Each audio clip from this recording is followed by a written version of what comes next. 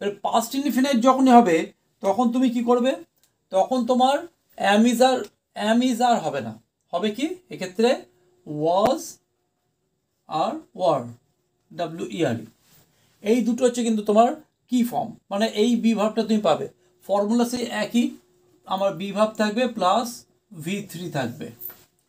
তাহলে সেক্ষেত্রে এখানে অবজেক্ট চলে আসবে, কি অবজেক্ট এদিকে চলে আসবে, অবজেক্ট চলে এলো, এটা কিন্তু অবজেক্টের সাবজেক্ট হলো, এটার অবজেক্ট থাকবে না, হয়ে যাবে সাবজেক্ট তখন। ঠিক আছে, আমি বোঝার সুবিধার জন্য এটা অবজেক্ট লিখলাম।